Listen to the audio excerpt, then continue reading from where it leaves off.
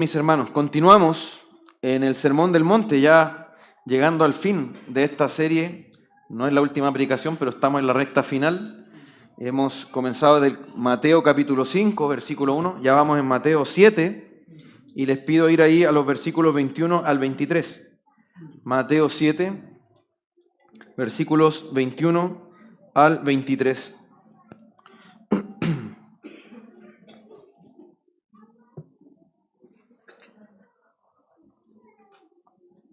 Mateo 7, versículos 21 al 23 dice la palabra del Señor: No todo el que me dice, Señor, Señor, entrará en el reino de los cielos, sino el que hace la voluntad de mi Padre que está en los cielos.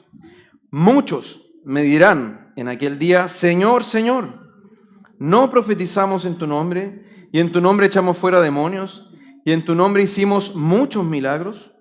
Entonces les declararé, jamás los conocí, apártense de mí los que practican la iniquidad. Amén. El sermón de hoy lleva por título, Nunca los conocí, apártense de mí. Vivimos en un país tristemente dado a las estafas, a las defraudaciones, en muchas formas. Algunas para no pagar la cuenta del restaurante, otras llamadas estafas telefónicas, o el famoso cuento del tío. Otras tienen que ver con un pedido que se hizo y se pagó y nunca llegó. Creo que todos las conocemos y hemos sufrido quizás de una u otra forma este flagelo de las estafas, y da mucha rabia porque resulta que uno voluntariamente entrega de lo suyo por un engaño, ¿cierto? Por eso la estafa se denomina un delito de autolesión, porque alguien hace una puesta en escena que me engaña y yo voluntariamente doy de mi dinero. No es que me lo quitaron a la fuerza, sino que yo deposité, yo transferí. Y por eso da mucha rabia, ¿cierto? Caer en una estafa. ¿Cómo caí? Uno dice. Y están estos avisos, cuidado con esta estafa, cuidado con esta llamada, cuidado con este correo electrónico, no entre a este link. Creo que todos hemos recibido esas advertencias. Bueno, hay una estafa que es particularmente dramática y tiene consecuencias eternas, y es la autoestafa, el autoengaño. Y es de lo que habla Jesús acá. El peligro del autoengaño, de defraudarse a uno mismo, de pensar que uno es una cosa que no es realmente. Y en este caso es particularmente dramático porque tiene consecuencias eternas. De eso nos está advirtiendo Jesús acá. Y en este pasaje vamos a ver primero una radiografía del falso creyente, luego el peligro del autoengaño y por último la condena a los falsos creyentes. Así vamos a ir recorriendo este pasaje. En primer lugar, una radiografía del falso creyente. Para dar un poco de contexto, recordemos que estamos en la última sección del Sermón del Monte, una sección que comenzó ahí en el versículo 13, bien digo, con el entrad por la puerta estrecha. Ahí comienza Jesús ya a aplicar este sermón, a aplicar lo que ha estado enseñando y lo lleva directamente a sus oyentes, exhortándoles a poner a cuenta sus vidas delante del Señor. Y destaca la idea del juicio, de cómo tendremos que dar cuenta ante el Señor por quiénes somos y por lo que hemos hecho.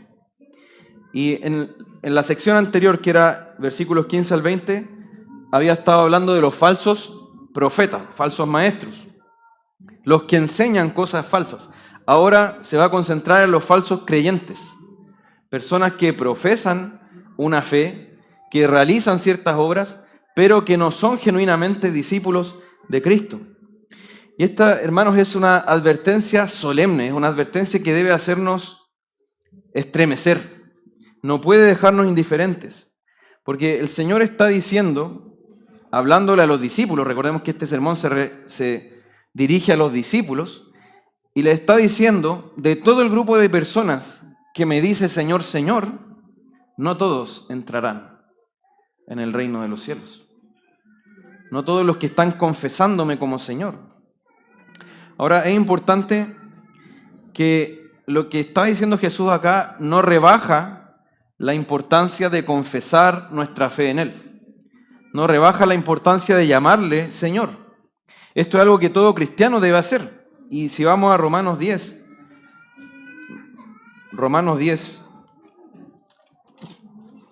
versículos 8 al 10,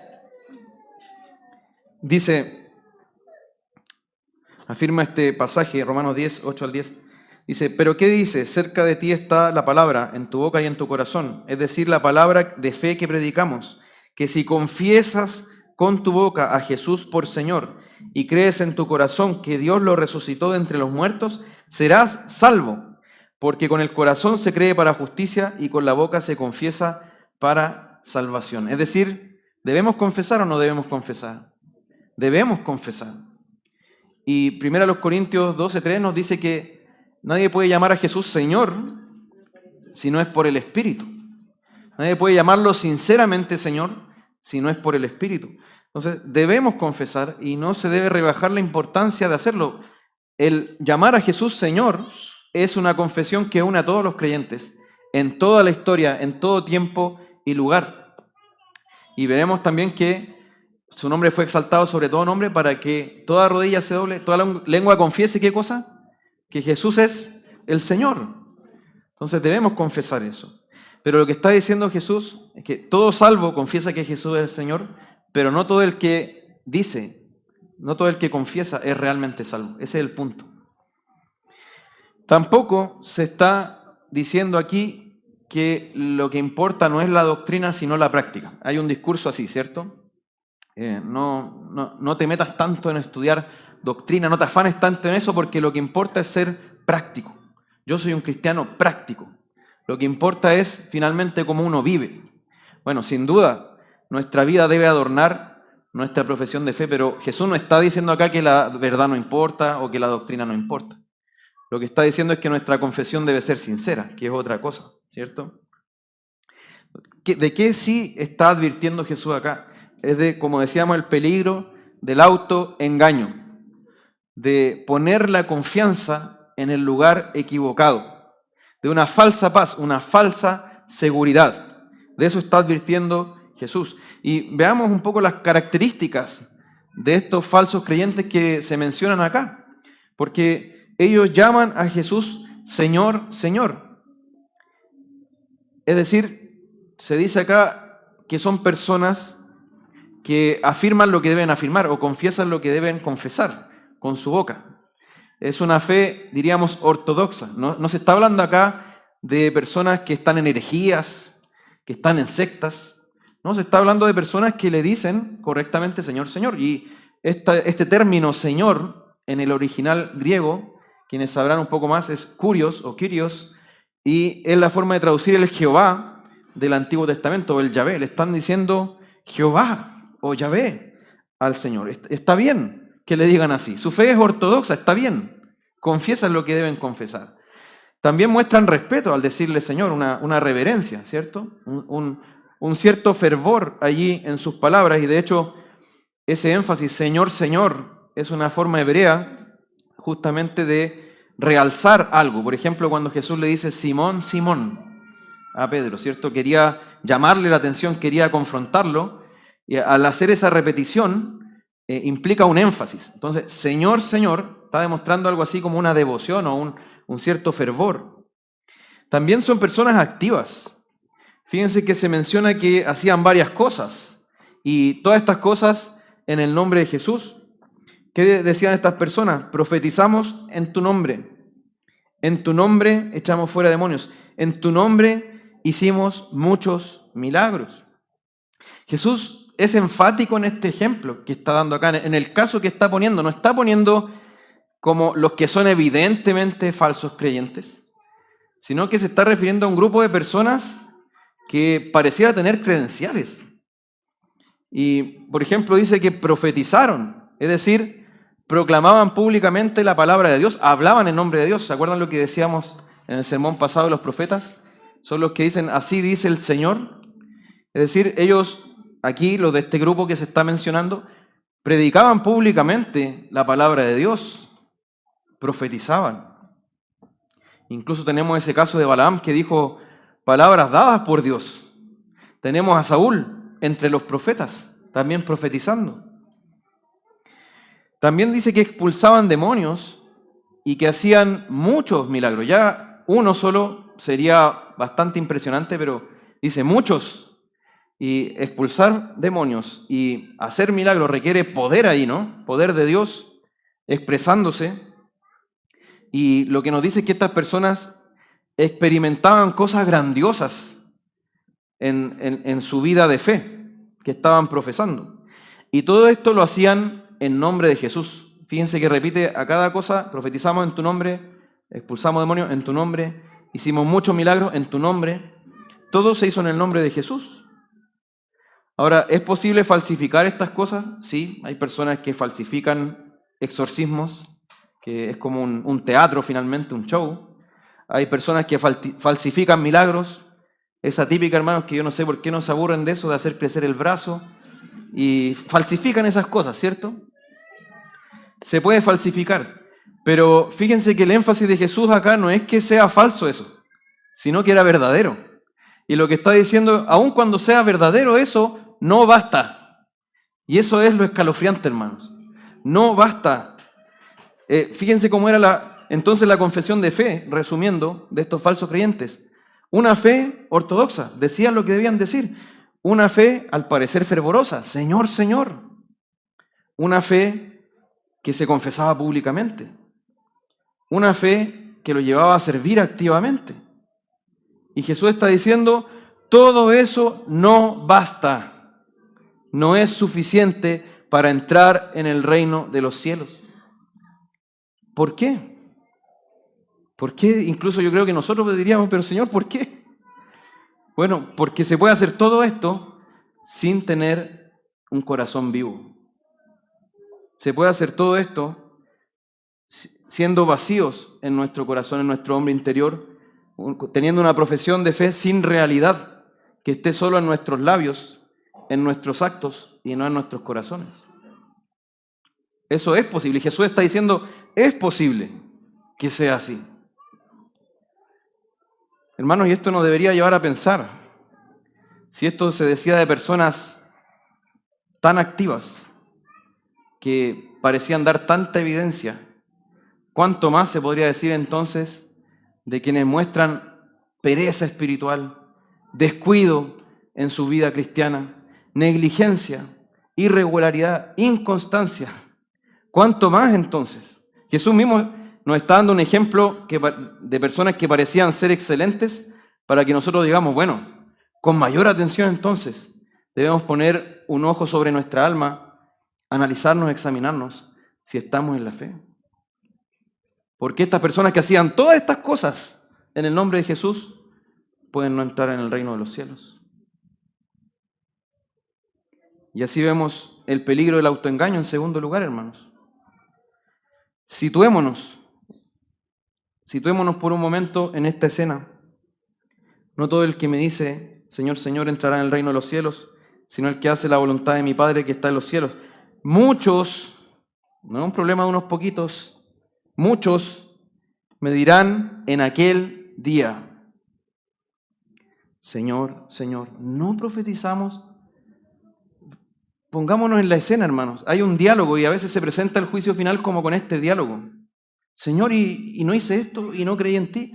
Señor, esta pregunta planteada de esta forma, no profeticé, no expulsé, no hice milagros en tu nombre, nos está diciendo que para estas personas era obvio que ellos estaban en el reino.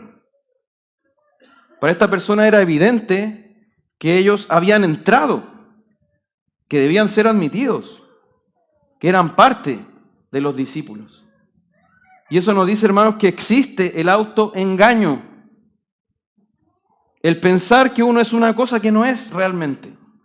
Podemos estar autoengañados. Dice la palabra engañoso del corazón más que todas las cosas y perverso, ¿quién lo conocerá? Dice el autor de Hebreos una y otra vez, cuídense de no ser endurecidos por el engaño del pecado. Hay un autoengaño que es posible, en el que podemos caer. Hermanos, si no hay peor autoengaño que pensar que vamos a la vida cuando en realidad vamos a la destrucción. Eso es lo que nos está diciendo Jesús acá. Por eso es tan solemne. Algunos han dicho, por ejemplo, Martin Lloyd-Jones decía, esta es la advertencia más solemne de la Escritura. Es una advertencia escalofriante. Y tenemos un ejemplo claro de esto, hermanos. Judas. Judas estuvo entre los 12. Judas fue enviado a predicar con los discípulos. Judas profetizó entonces. Así dice el Señor. Judas hizo milagros. Judas expulsó demonios. Y todo eso lo hizo en el nombre de Jesús en su momento. Pero es llamado hijo de perdición.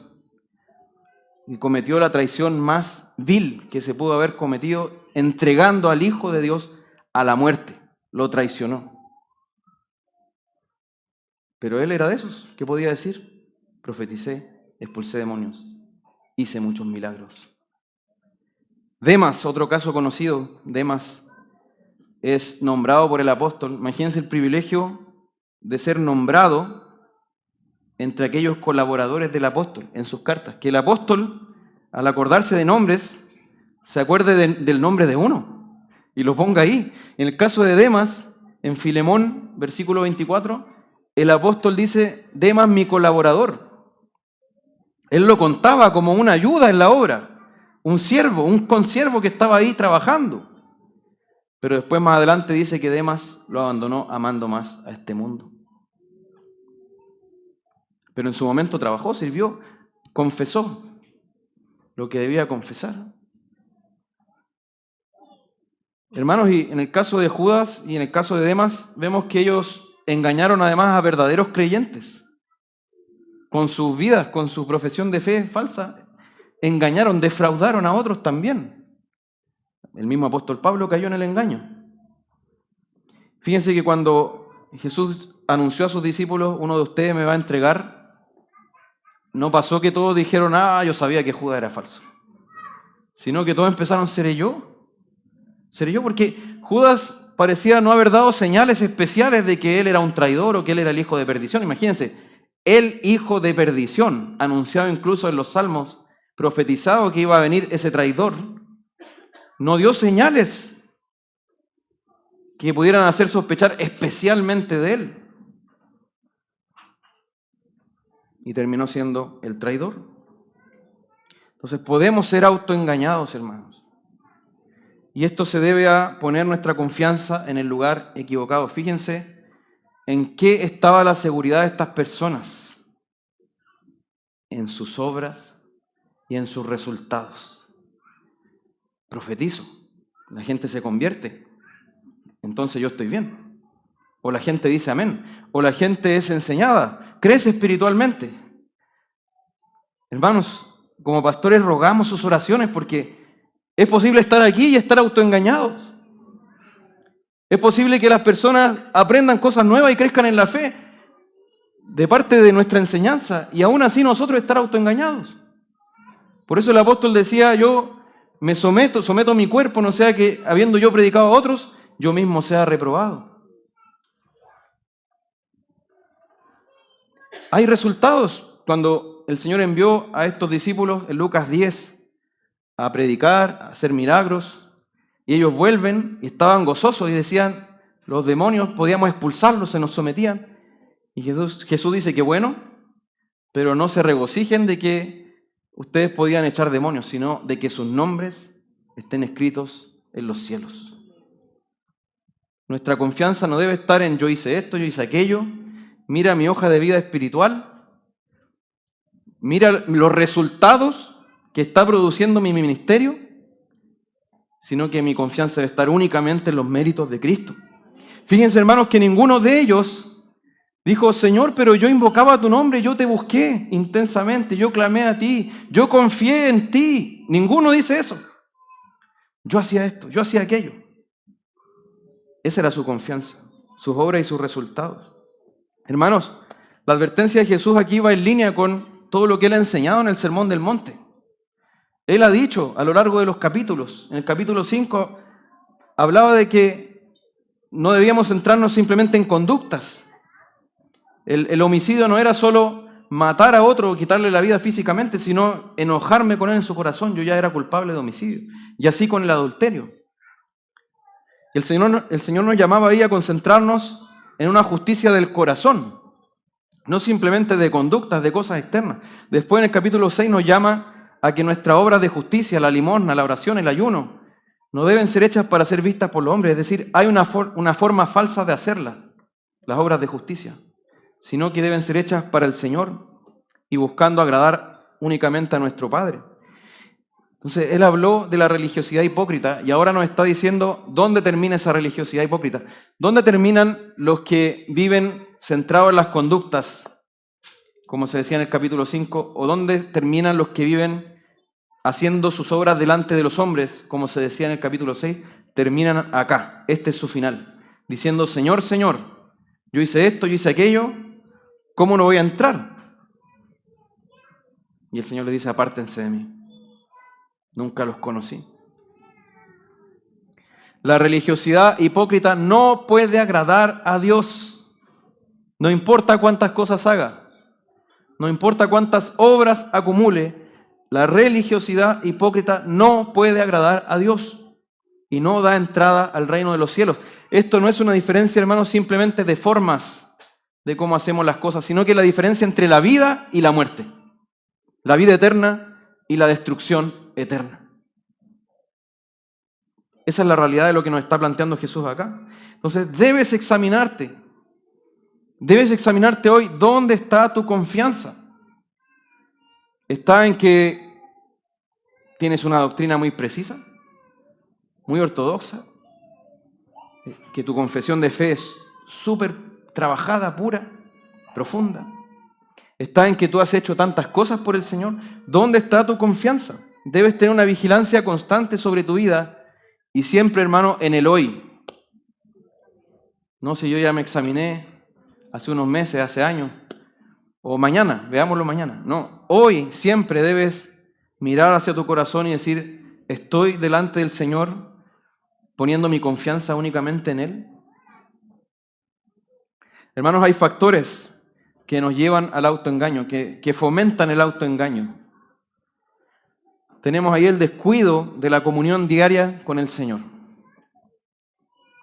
Fijémonos en el Padre Nuestro. El Señor dice, ustedes orarán así, ustedes orarán de esta manera. Nos da una oración modelo.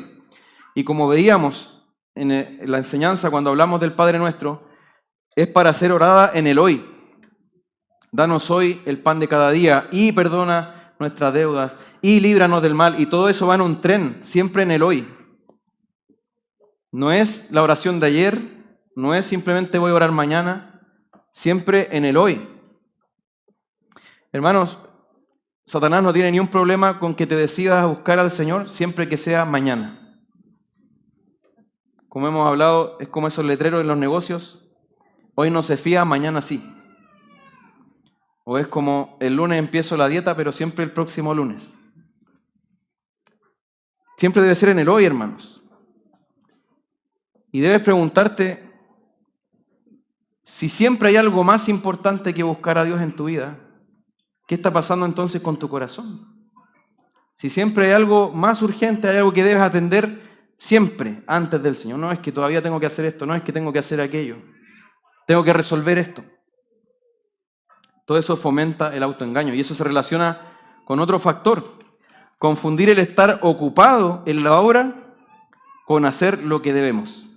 No es lo mismo. No es lo mismo estar ocupado que hacer lo que debes hacer. No es lo mismo. Y ahí tenemos un caso muy claro en la Biblia. Marta y María, ¿cierto? Marta y María. Marta estaba allí dando vueltas por toda la casa, en sus quehaceres, en sus afanes. María estaba ahí a los pies de Cristo escuchando su enseñanza. Y Marta, en sus afanes, se siente con el derecho de decir, llamar la atención de Jesús y decirle, Señor, ¿no te importa? ¿No te importa que yo esté aquí haciendo todo esto y María está ahí sentada? Y Jesús le dice, ella, María, escogió la buena parte. Hermanos, no podemos llegar a pensar que hacer la obra de Dios es más importante que conocer al Dios de la obra. Eso es lo esencial. Antes de hacer, debemos ser hijos, ser discípulos. Antes de hacer, de lanzarnos a hacer cosas. Hermano, uno de los principales caminos al autoengaño es estar demasiado ocupados. Y ahí empezamos con esas excusas. y está ahí Satanás soplando a nuestro oído. Es que no te queda otra. Es que, ¿quién va a hacer lo que hay que hacer? Hay que hacerlo. No, si Dios va a entender que tú no lo buscaste hoy día, que tú no oraste hoy día, porque hay cosas por hacer, tienes que hacerlas. Y nos vamos convenciendo de que lo importante es hacer esas cosas, hacer, resolver, y dejamos el buscar a Dios de lado. Atendemos el afán, pero descuidamos el altar. Y eso nos empieza a amargar, hermanos, porque empieza a ser una carga que no podemos soportar. Y los afanes son como esa ropa recién lavada que hay que doblar y planchar, ¿cierto? Que nunca se acaba. Y usted recién terminó el montón y llega otro montón. Así son los afanes, hermano. Y usted puede decir, no, es que tengo que resolver.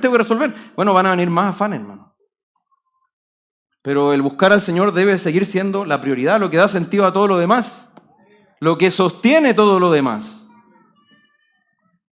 Hermano, si usted está demasiado ocupado como para buscar al Señor, si se ha agregado demasiadas ocupaciones, es porque usted se programó para vivir sin buscar al Señor. Jesús era el hombre más ocupado que pudo existir, hermano, y Él dejaba el tiempo para orar, para buscar el rostro de su Padre. El apóstol Pablo, podemos decir que no estaba ocupado, hermanos, pero él doblaba sus rodillas. Entonces, hermano, busquemos. Si tenemos demasiadas ocupaciones, algo tenemos que votar, hermanos. Pero debe estar la prioridad clara. El estar demasiado ocupados es uno de los principales caminos al autoengaño. Dejar la palabra, por supuesto, es un camino directo al autoengaño. La palabra se describe en Hebreos 4 como viva y eficaz, esa espada cortante de dos filos que penetra hasta discernir las intenciones y los pensamientos del corazón. Cuando leemos la palabra como debemos leerla, ella hace una obra en nosotros los creyentes, como veíamos en la mañana. Y nos va mostrando nuestro pecado, y nos va mostrando en qué debemos arrepentirnos y confesar delante del Señor. Y por lo mismo, si estamos leyendo la palabra, no podemos perseverar en el pecado. Pero si queremos perseverar en el pecado, vamos a ir abandonando la palabra, porque nos va acusando. Si nosotros la dejamos de lado, vamos a endurecernos en el engaño del pecado. Y otra forma de hacer esto puede ser incluso leyéndola todos los días, hermanos. Y eso es lo terrible. Cuando usted ya no la lee como la palabra de Dios. No la lee para ser transformado, sino para ser informado simplemente. La lee por curiosidad intelectual. No se pone bajo la palabra, sino que la palabra queda bajo usted. Ahí ya también puede estar pasándonos que nos estamos autoengañando, porque la leemos como un ejercicio académico nomás. Y eso es muy probable que ocurra. Cuando desligamos la lectura de la palabra de la oración, del autoexamen. Hermanos, al leer la palabra deberíamos ir clamando. Un buen ejercicio es leer y cuando vamos encontrando verdades que nos confrontan, clamar al Señor. Ir pidiéndole, Señor, ayúdame, Señor. No había visto esto en mi corazón, Señor. Háblame, transfórmame. Otro factor es huir del autoexamen. Hermanos, el autoexamen es un mandato. Debemos tener una santa vigilancia sobre nuestro corazón porque en nosotros todavía hay presencia del pecado. Porque como decíamos, nuestro corazón es engañoso y perverso. ¿Quién lo conocerá? El pecado engaña. Entonces debe haber un autoexamen constante en nosotros. Segunda a los Corintios 13. Segunda a los Corintios 13.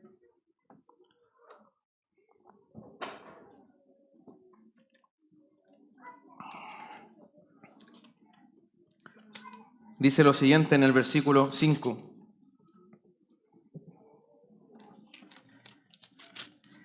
Pónganse a prueba para ver si están en la fe. Examínense a sí mismos. ¿O no se reconocen a ustedes mismos de que Jesucristo está en ustedes a menos que en verdad no pasen la prueba? Debemos examinarnos nosotros mismos. Por eso también la palabra dice, sobre toda cosa guardada, guarda tu corazón.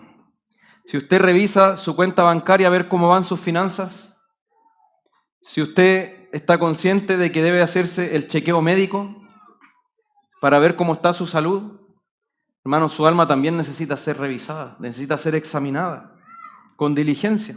Y esto es incómodo, hermanos, Porque en esos momentos nos damos cuenta de cosas que debemos dejar, de cosas que estamos abrazando y que debemos soltar. Somos confrontados a que nuestra vida debe ser transformada. Es incómodo eso. Tiene un costo. Y como muchas veces no queremos pagar ese costo, dejamos el autoexamen. Como esa persona que dice, mejor no voy al médico porque quizás ¿qué me va a encontrar? Pero hermanos, debemos examinarnos.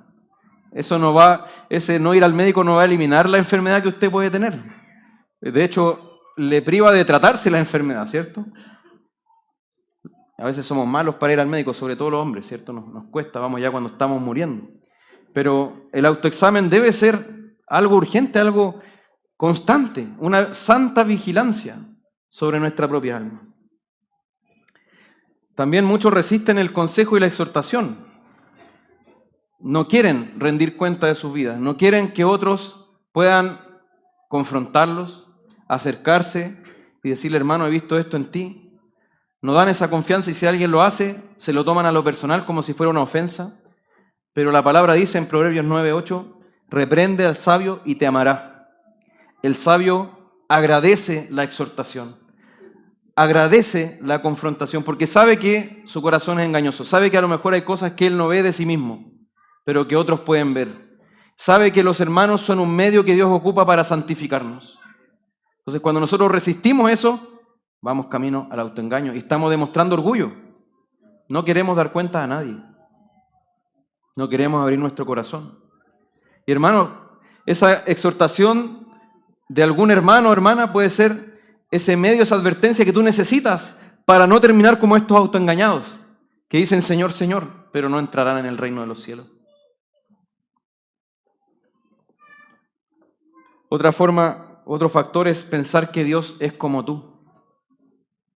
Hermanos, menospreciamos los que consideramos pecaditos. No, si no es tan grave. No, si no es tan terrible. No es un pecado escandaloso. No es un pecado abierto. Es una licencia, una pequeña licencia. Pero la palabra dice que son las zorras, las pequeñas zorras las que destruyen la viña. Son las moscas las que pudren el perfume. Hermanos, podemos ir con pequeños pecadillos camino a la destrucción eterna, porque en nuestro corazón estamos abrazando el pecado, aunque no haya ocurrido nada escandaloso en nuestra vida. Son esos pecadillos, para nosotros, son pecados eternos para el Señor.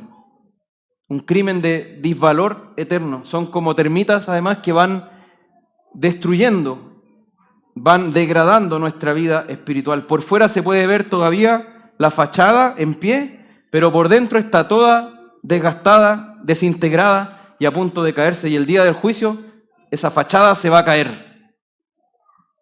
Esa fachada de Señor, Señor, se va a caer, hermano. Tengamos cuidado porque Dios no es como nosotros. Para Él no existen los pecaditos.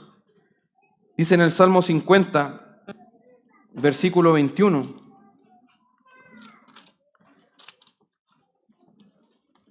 Salmo 50, versículo 21. Dice, estas cosas has hecho y yo he guardado silencio. Hablando aquí el Señor. Pensaste que yo era tal como tú, pero te reprenderé y delante de tus ojos expondré tus delitos. El Señor no juzga como nosotros, hermanos. Tengamos cuidado de menospreciar el pecado. Hermanos, estemos alerta, estemos vigilantes. Y así pasamos, habiendo visto la radiografía del falso creyente y el peligro del autoengaño, pasamos a la condena a los falsos creyentes. Porque dicen en el versículo 22, muchos me dirán en aquel día, Señor, Señor, no profetizamos en tu nombre, y en tu nombre echamos fuera demonios, y en tu nombre hicimos muchos milagros. Entonces les declararé, jamás los conocí, apártense de mí los que practican la iniquidad. Decíamos que cada sección de esta última parte del Sermón del Monte, cada pasaje, tiene una exhortación sobre el juicio. En la puerta estrecha nos decía que los que van por el camino amplio van camino a la destrucción. Cuando hablaba de los falsos profetas que dan mal fruto, dice que esos que dan mal fruto serán cortados y echados al fuego. Y acá nos habla directamente, apártense de mí los que practican la iniquidad. Nos está hablando del juicio, de no entrar en el reino. Y aquí hace una referencia, dice, en aquel día, en el versículo 22, ¿a qué se refiere aquel día? Hermano, ese es el día del juicio, el día del Señor grande y terrible del que hablan todos los profetas. Ese día en que daremos cuenta ante el Señor, en que Él derramará su juicio sobre toda criatura. El día del juicio del gran trono blanco. Hermano, y tú y yo y toda criatura, todo ser humano que ha existido, que existe y que existirá, estará un día de pie ante el Señor en su gran trono blanco. Todos daremos cuenta de nosotros mismos, hermano. ¿Y qué será de ti en ese día? Hermano, tú no sabes cuál va a ser el último sermón que vas a escuchar. No sabes cuál va a ser la última semana que vas a vivir. Esta puede ser la última advertencia que Dios te está dando para que no seas destruido. Y es muy posible que en tu corazón estés levantando excusas. Es que Él no entiende mi contexto. Es que Él no sabe cómo yo vivo. No sabe mi situación. Hermano, el Señor te está diciendo. No todo el que me dice Señor, Señor, entrará. El Señor te está advirtiendo. Jesús está entregando esta advertencia solemne. Un día estarás ante su gran trono blanco para dar cuenta de ti mismo. Y deberás responder. Y ahí, ¿cuál será la base de tu confianza? Los falsos creyentes decían, nosotros hacemos esto, nosotros hacemos aquello. Pero Jesús ahora tiene algo que decirles. Jesús les declara, entonces les declararé, apártense de mí. Aquí da la sentencia. Evidencia la verdadera identidad de estos falsos creyentes. Nunca los conoció. Y esa es una expresión hebrea, hermanos. La palabra conocer no es... Acá cuando dice jamás los conocí no significa que no sabía de la existencia de ellos. La palabra conocer en el contexto hebreo significa una relación personal, íntima, una comunión. Y aquí lo que está diciendo es nosotros nunca estuvimos comunión. Ustedes nunca fueron de mis discípulos. Yo nunca los conocí a ustedes. Y ese es el criterio definitivo, hermano, que el Señor te conozca. Ese es el criterio definitivo, no lo que tú hiciste, no tu hoja de vida, no tus resultados, sino que el Señor te conozca. Tu unión con Él, tu comunión con el Señor, ese es el criterio definitivo para entrar o no entrar en el reino de los cielos. Hermano, para los falsos creyentes era obvio, pero Señor, ¿yo no hice esto acaso? ¿No hice esto otro? Pero el Señor le dice, nunca los conocí. Y les recuerda qué era lo esencial. Tenían que conocerme y yo tenía que conocerlos a ustedes. Eso era lo esencial y ustedes lo olvidaron. Y esto es irreemplazable. Es irreemplazable. No hay obra que puedas hacer que pueda reemplazar el hecho de que tú debes conocer al Señor. Hermanos, le dice, apártense de mí. Esta es la sentencia. Es inapelable. Este es el máximo tribunal. No hay dónde apelar. ¿Dónde vas a ir sobre este tribunal? No hay dónde ir. Este es el máximo tribunal, es su sentencia inapelable. Y el apártense de mí significa destrucción eterna. Hermanos, la muerte, la condenación es separación eterna bajo maldición. Y explicábamos eso en los mensajes anteriores. Todos aquí, aún en la creación bajo el pecado, en esta era, incluso disfrutamos algún bien. Los incrédulos ven salir el sol cada mañana, comen, beben, se ríen, tienen momentos de tranquilidad, comparten con su familia, disfrutan de bendiciones. Pero hermanos, en la condenación y la destrucción de la que está hablando Jesús acá, ya no va a haber ni un momento de alivio, ni un momento de paz. No hay reposo, dice Apocalipsis 14. No hay ni un instante de bien. Solo mal, o solo la ira de Dios, solo la maldición de Dios derramada pura para siempre. Es la ruina eterna en el mayor grado posible, sin interrupción, por toda la eternidad, hermanos. De eso está hablando cuando dice, apártense de mí. Y es el mismo final que espera a los que iban por la puerta ancha y a los falsos profetas. Está hablando del mismo grupo de personas al final es el mismo destino para todos ellos, a los que nunca conoció. Entonces, hermanos, acá hay una alerta de un terrible peligro y nosotros debemos atender a esta advertencia.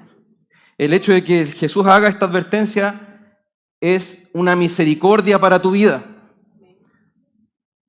Él te está llamando hoy, y ahora, a que escuches sus palabras. Hermano, esta advertencia debe ser como cuando uno va por el camino, quizás los que manejan lo tienen más presente, pero uno va por una cuesta y ve unas ruedas de auto, unas huellas en el camino que se desvían y van hacia el barranco. Y uno baja la velocidad ahí, ¿o no? Porque uno dice, tengo que tener cuidado para no terminar en ese barranco. Y el Señor nos está mostrando esas huellas que van hacia el barranco para que no terminemos ahí. Hermanos, esta condenación no es un capricho de Jesús, es justa. Porque, ¿cómo se presentaban ellos, los falsos creyentes? Mira lo que dice, tengo mi credencial de obrero del reino. Mira todo lo que he hecho. Y Jesús le dice, ustedes no son obreros del reino, ustedes son los que practican la iniquidad, son los obreros del mal. Si uno ve la palabra original, incluso algunas versiones lo traducen así, son los obreros de la iniquidad, no son obreros del reino. Esta condenación es justa. Y cuando dice iniquidad, la palabra en el original es anomia, sin ley o no ley. Son los que viven como que Dios no hubiera dado una ley para cumplirla de corazón. Son los que viven según su propia ley. Entonces, hermanos, Jesús estaba hablando en serio cuando dijo que si su justicia no es mayor que la de los escribas y fariseos, no entrarán en el reino de los cielos. Eso lo dijo en este sermón del monte, en Mateo 5:20. Si su justicia no es mayor que la de los escribas y fariseos, no entrarán. ¿Por qué? Porque los escribas y fariseos, su justicia hipócrita, es la que dice Señor, Señor, pero no entrarán. Son palabras que debemos tomar con la mayor seriedad. Hermano, ¿qué sería de ti si ese día al que se refiere Jesús acá cuando dice en aquel día, si ese día fuera hoy? Si tú dices, bueno, si fuera hoy tendría que arrepentirme de muchas cosas. Bueno, entonces estás autoengañado, debes hacerlo ahora.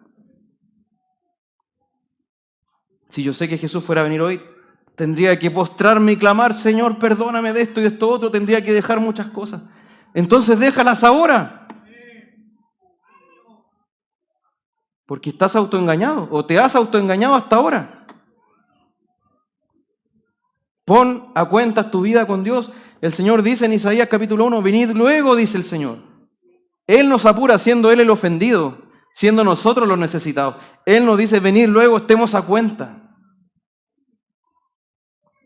Si vuestros pecados fueren como la grana, como la nieve, serán emblanquecidos. Si fueren rojos como el carmesí, vendrán a ser como blanca lana. El Señor nos está diciendo, estemos a cuenta. Busquen al Señor mientras pueda ser hallado. Llámenlo mientras está cercano. Deje el impío sus caminos, hermano.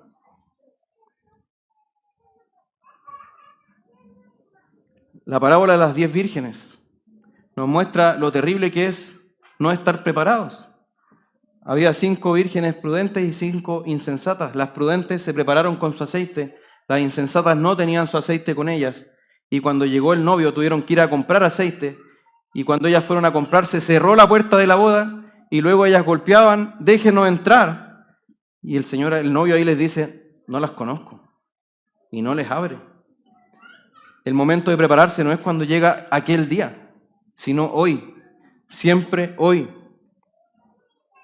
Y la manera de tener nuestro aceite es reaccionando ante la palabra. Si tú hoy día planteas excusas ante esto, si sigues tirando esto hacia el lado, vas camino a la destrucción. Y debo decirlo, por amor a tu alma.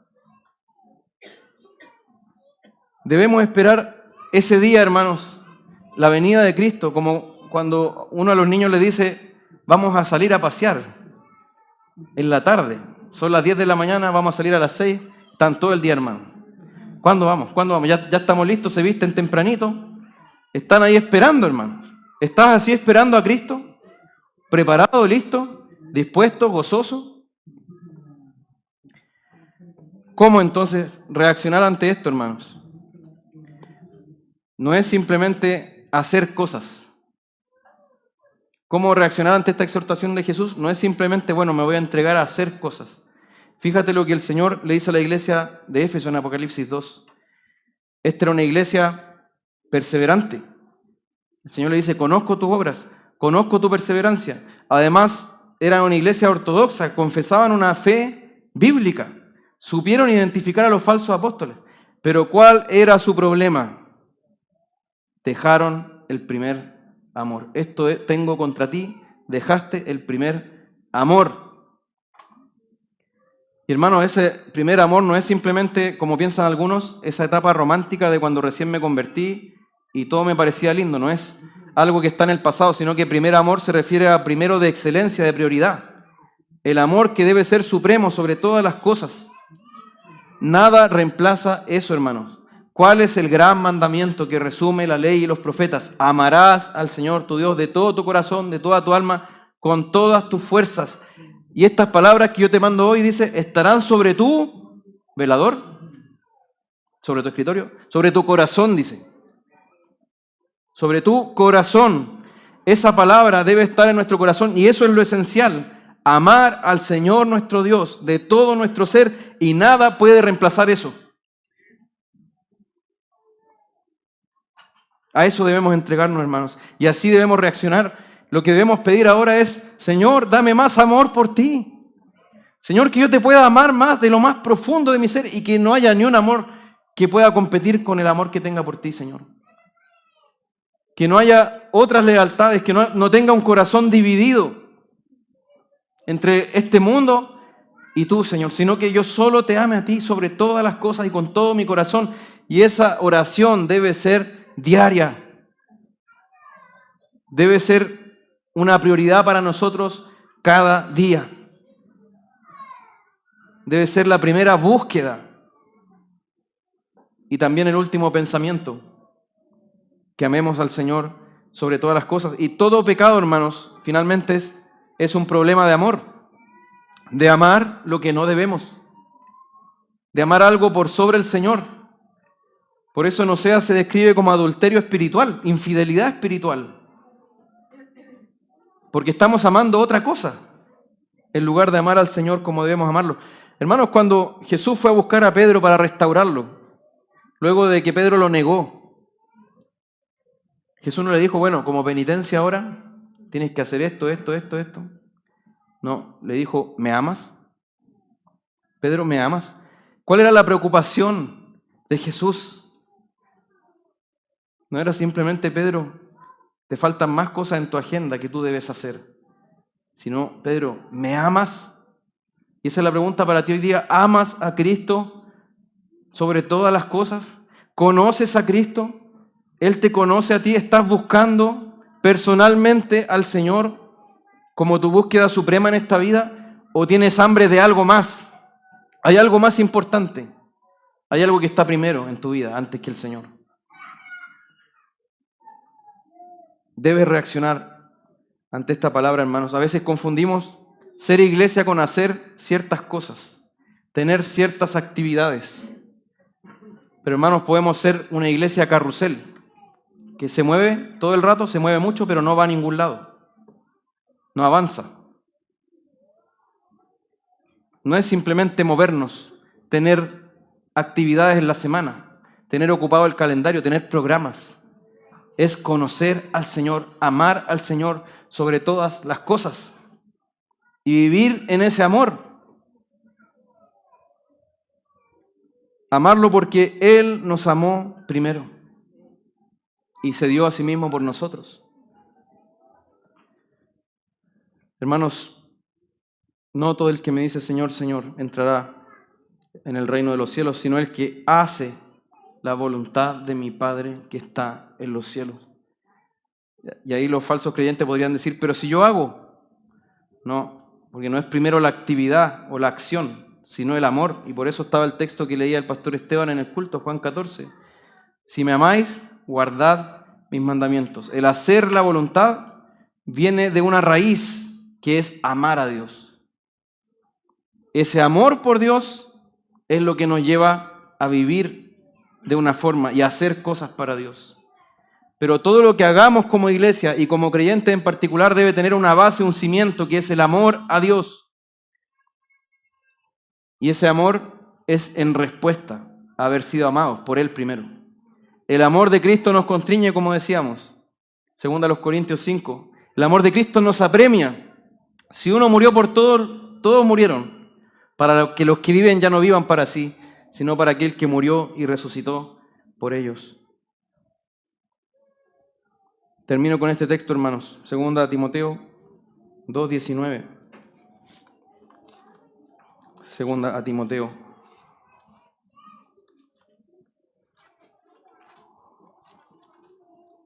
2:19.